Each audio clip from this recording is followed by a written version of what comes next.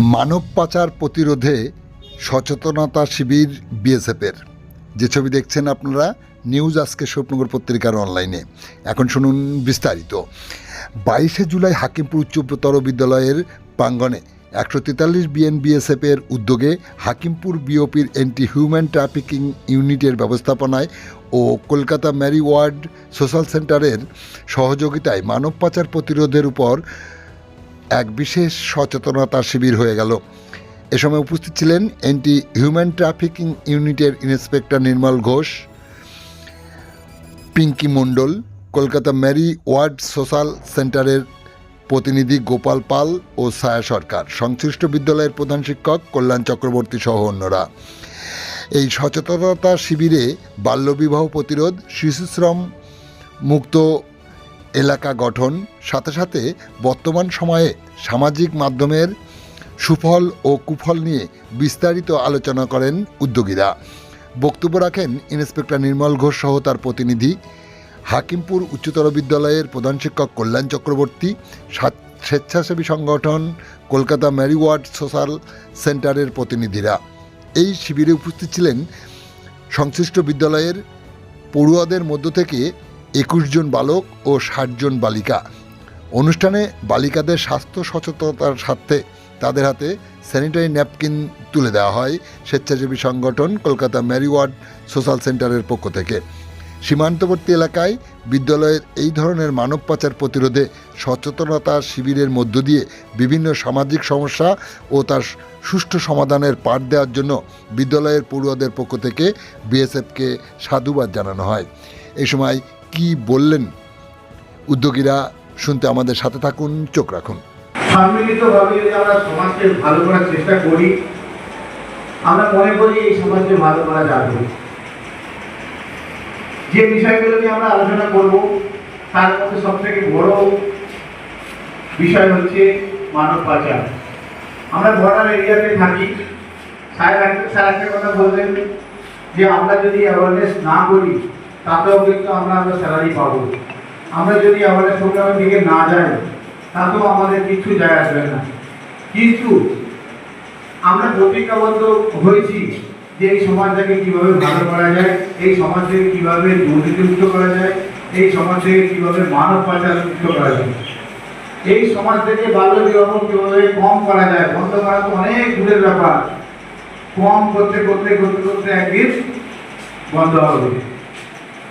এবং শিশুদের কাজে লাগানো, এটাও যাতে বন্ধ করা যায় সেটাও আমাদের দেখতে হবে। তো আমরা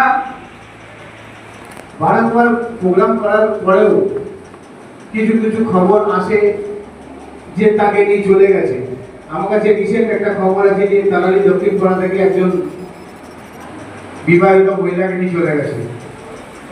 রিসেন্ট একটা খবর এসেছিল যে দেগঙ্গা থেকে একজন মহিলাকে নিয়ে আমাদের এই যেটা আমাদের এরিয়া, এই এরিয়ার মধ্যে আনা হয়েছিল এবং তাকে নিয়ে গিয়ে বসিরহাট থানায় তাকে হ্যান্ডওভার, বসিরহাট জেলে কোর্টে গিয়ে তাকে হ্যান্ডওভার করা, কারোর ওয়াইফ বাচ্চা নিয়ে চলে এসছে। এগুলো কিছু না, এগুলো প্রলোভন, একটা লালচ। সামনে দেখবে প্রথম প্রথম খুব ভালো লাগবে, তারপরে গিয়ে অন্ধকার। স্যার বললেন যে আমাদের স্কুলে দুবার ফিরে এসেছে, আবার ভর্তি হয়েছে, আবার পড়াশোনা করছে। পরের লাইফটাকে কিন্তু মুখটাকে থাকতে হবে, তখন কিন্তু আর সময় থাকবে না। তো এখনো আমাদের কাছে সময় আছে, সেই জন্যই আমরা কিন্তু সবাইকে সচেতন করছি। বর্ডার এরিয়াতে আমরা আগেও বলেছি, বাংলাদেশ থেকে ইন্ডিয়াতে আসছে বা বাংলাদেশিরা ইন্ডিয়া থেকে বাংলাদেশ যাচ্ছে, সেটাই কিন্তু পাচার নয়। তোমাকে প্রলোভনে গিয়ে রিসেন্ট মানে এখান থেকে মেয়েদের নিয়ে বাংলাদেশেও চলে গেছে, আমাদের ঘরের মেয়েদের নিয়ে। তো আমরা চাই আমাদের ঘরের মেয়েরা একটা এমন শক্ত তৈরি হোক, এমন একটা মজবুত ইউনিটি তৈরি হোক, যাতে কেউ যদি বলে যে আমি তোমাকে নিয়ে যাবো বা আমি তোমাকে এদিক ওদিক করবো, এখান থেকে অন্য জায়গায় নিয়ে যাবো, আমরা সংঘবদ্ধ প্রোটেস্ট করবো যে না, আমরা যাবো না। তো আমাদের মেন একে গার্জেন, প্যারেন্টস, মা বাবা, তারপর যে শিক্ষক শিক্ষিকা। কারণ মা বাবার ওখান থেকে যতক্ষণ সময় আমরা স্কুলে আসি, আমাদের গার্জেন শিক্ষক শিক্ষিকা। তাহলে আমাদের মা বাবার দিকে টাকাতে হবে, আমাদের শিক্ষক শিক্ষিকার দিকে টাকাতে হবে, আমাদের বাড়িতে যারা অভিভাবক তাদের দিকে টাকাতে হবে, যাতে এমন কাজ আমি করবো না যে তাদের মুখে ঝুঁকারি করবো। আমরা কিন্তু বারবার এই জন্যই আসি। আজকে এই প্রোগ্রামে আমরা আমাদের এই ছোট ছোট ভাইদেরকে আমরা পেয়েছি, কারণ বোনেদের সুরক্ষা দেওয়ার দায়িত্ব হচ্ছে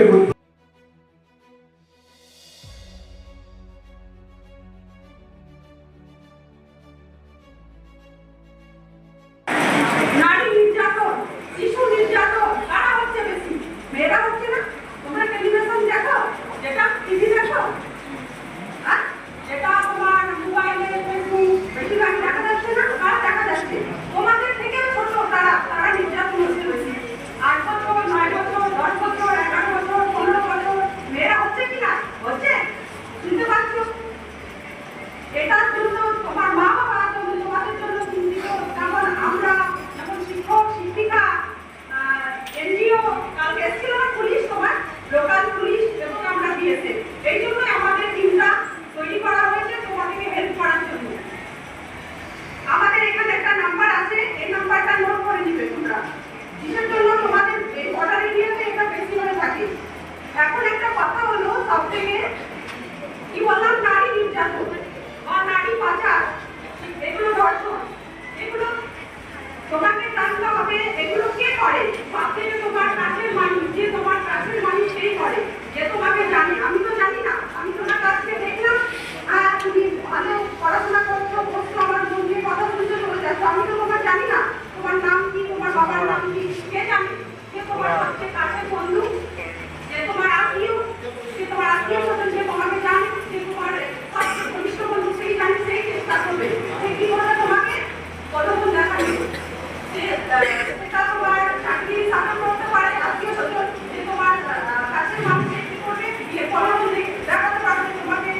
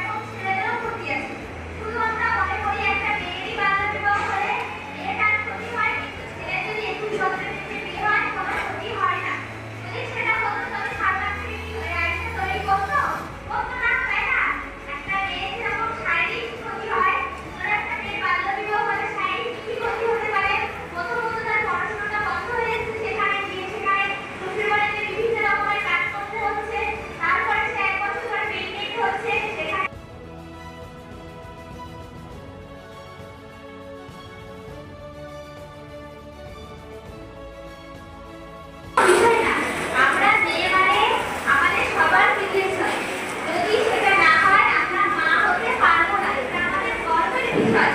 যদি আমরা না হয় আমরা মা হতে পারবো না, যার জন্য আমরা মা হতে পারছি সেটা আমরা কেন লক্ষ্য করবো? ওটা আমাদের গর্বের বিষয়। আজকে কিন্তু 2026 সাল, এখানে দাঁড়িয়ে আমরা এই বিষয়টাকে নিয়ে লক্ষ্য করবো না।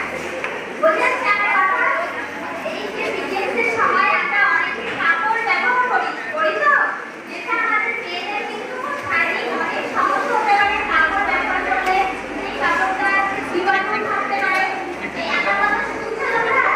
কাপড় ব্যবহার করলে জীবাণু থাকতে পারে। এখন এই বর্ষার সময় বিশেষ করে কোনো কাপড় ব্যবহার করা উচিত না, কারণ আমাদের মেয়েদের বিভিন্ন রকম যে শারীরিক সমস্যাগুলো হয় সেটা কাপড় ব্যবহার করা উচিত। সবসময় আমাদের স্যানিটারি ন্যাপকিন ব্যবহার করতে হবে। আর স্যানিটারি ন্যাপকিন ব্যবহার করার নিয়ম জানো তো? কত ঘন্টা পর পর পরিবর্তন করতে হয় জানো তোমরা? জানো? কত ঘন্টা পর পর? বলো কত ঘন্টা পর পর মুছে দিলে? 6 ঘন্টা, তাই তো? প্রথমত বলা হয় 4 ঘন্টা পর পর পাল্টালে ভালো হয়, কিন্তু অনেক সময় সেটা সম্ভব হয় না, কিন্তু 6 ঘন্টা বেশি রাখাই যায় না। ঠিক আছে? তো অনেক সময় দেখা যায় যে আমরা স্কুলে আসছি, আমরা স্কুলে কোথাও যাচ্ছি, তখন একটা পরিবর্তন করার দরকার হচ্ছে, সেটা আলাদা রকম। বুঝতে পারছো আমার কথা? কিন্তু আমরা সবসময় এটা 6 ঘন্টা পর পর পরিবর্তন করবো আর কাপড় ব্যবহার করবো না। আর মাসিক কিন্তু কোনো অশুদ্ধি জিনিস না, যেটা আমাদের আগের নামে বলা হলো, যেটা অশুদ্ধি জিনিস, সেটা কিন্তু কোনো অশুদ্ধি জিনিস না, এটা ভালো জিনিস।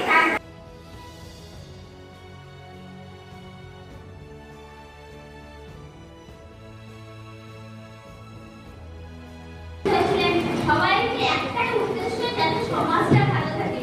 সমাজে যে হাজার হাজার ছেলে হারিয়ে যাচ্ছে, খুঁজে পাওয়া যাচ্ছে না, বা বাল্য বিবাহ হয়ে যাচ্ছে, তার ক্ষতি হচ্ছে। এই একটা ব্যাপার। আর একটা ব্যাপার যেটা হয়, এখান থেকে বেরোচ্ছ, আমাদের স্কুলে কিন্তু মোবাইল পুরোপুরি নিষিদ্ধ, আনা যাবে না, আনলে ক্ষেত্রে কি হয়, বা এখান থেকে আমি দেখেছি মোবাইল এনে বিভিন্ন দোকানে রেখে দিচ্ছি, বাড়ি গিয়ে মোবাইল। এদের মধ্যে তো আমি অনেক মেয়েকে দেখতে পাচ্ছি তাদের রিল বানানো, তাই তো নাকি? একই না তদন্ততে, ঠিক তো? যদি বলি নাম ধার করে দেবো, কেটে পড়িস, যাও ওই প্রলোভনে পা দিও না, নিজে বিক্রি করে দিয়ে এমন কাজ করাবে সেখান থেকে কোনো ভিডিও আসতে পারবে না। এনারা কিন্তু বা এই যে এনজিও যারা আছে, কলকাতায় মেরিওয়ার্ড যারা আছে, সোশ্যাল সেন্টার, এনারাও কালকেও এসেছিলেন তোমাদেরকে সচেতন করার জন্য।